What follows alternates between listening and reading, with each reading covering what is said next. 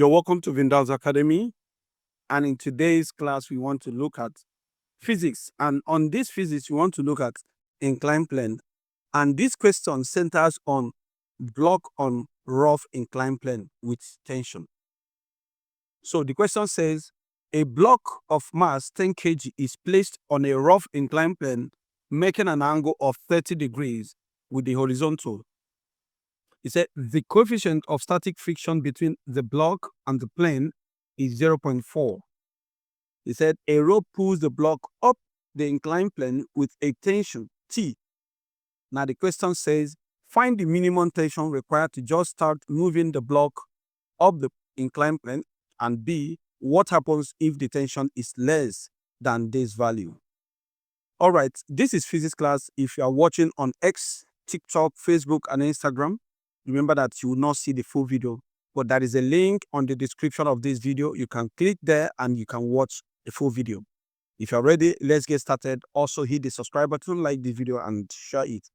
Okay, let me just start with a very small rough work here. If this is an inclined plane, this is the horizontal, and it makes angle what? 30 degrees to the horizontal with this mass, which is 10 kg. Now, let me go to the fullest place to do this. Now, this is the inclined plane. This is the horizontal. This is the angle, 30 degrees. This is the mass, 10 kg. Now, there is a pulley. There is a rope tie here to a pulley. Then hung to another object, okay? A mass is that, then hung to, okay, said with a horizontal rope, it pulls up the block in place. So, in this case, I'm not going to tie this to a mass. I will just call it a pulley there. Yes, there is a rope out there that will be pulling it, so there is force here.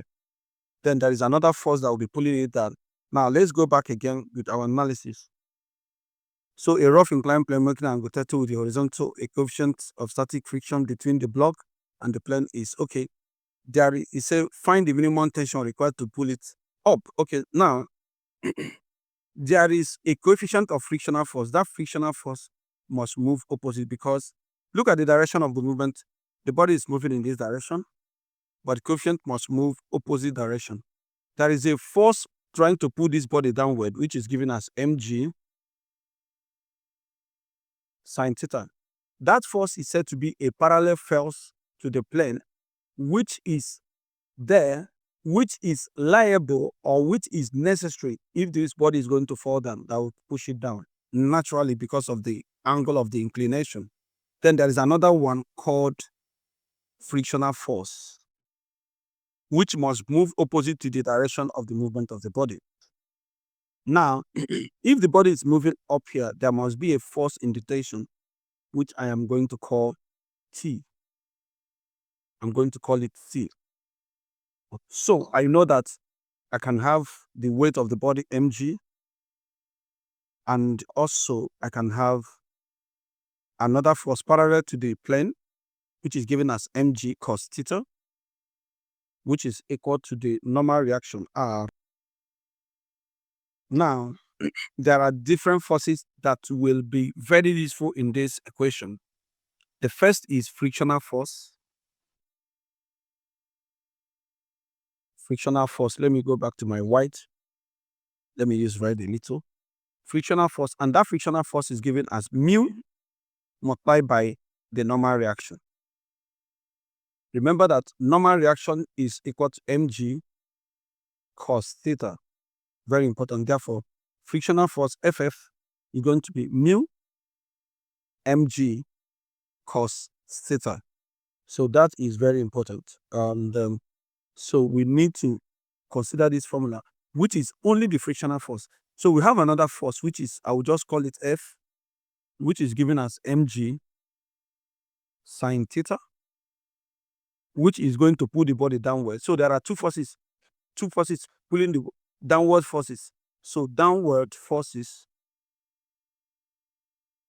downward forces include mg sine theta plus mu mg cos theta. These are the two forces going opposite this tensional force. So upward forces is just T. And I don't know what that T is.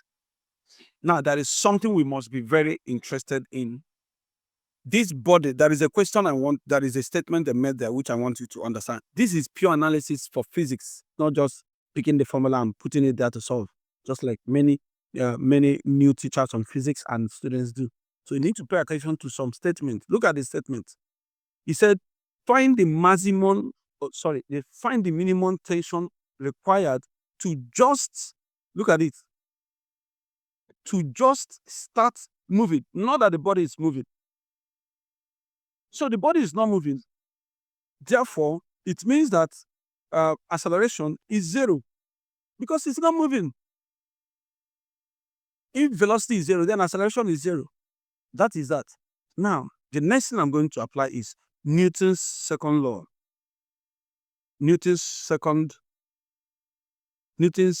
law of motion. If I consider this law, it means that net force, I have made a video said misconception about force. This is what I'm planning applying them. So he said that net force is equal to mass times what? Acceleration. So the question is, what is net force? Net force is change. That means one force subtract the another force. So from this analysis right now, you realize that we have this is the downward force and this is the upward force. So they will subtract. That is the net force. Therefore, T minus bracket mg sine theta plus mu, look at mu, mg cos theta. You see, this minus this is equal to what? Mass times acceleration. This is the formula that is true and reliable for this equation. Go and, if you don't understand the basic foundation or the principle between underlaying what I'm saying, watch my video, which is misconception about force or misconception on force. So you will be able to understand. Now, moving on, I'm going to apply this. Remember that I said that acceleration is what? 0.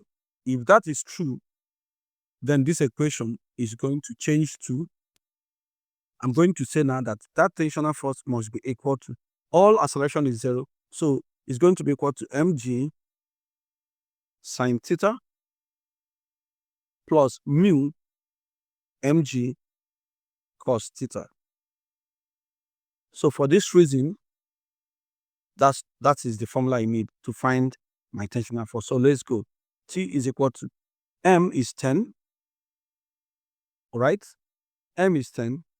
And I also have that G is 10, bracket. I am factoring out, I have sine theta left plus mu cos theta. Now this is 100. T is equal to 100 bracket. Sine 30 is 0.5 plus mu is 0.4 times cos 30 is going to be 0.8660. So T is equal to 100 multiplied by all this is going to be giving 0.8464. So T is going to be, this is going to be 84.64 Newton. This is the force needed to push the body up the plane. So the body is moving up this plane. There is a force pushing it this way. That tensional force is given as 84.64 Newton. That is the formula. Now, one thing. The question for the second one said, the second question said, what happens if the tension is less than this value? Let's go back. If the tension is less than this value, that means the body is not going to move. That means the body will be in equilibrium.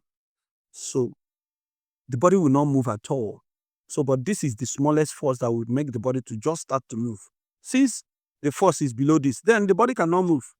Therefore, B says it will be on equilibrium. It will be on equilibrium.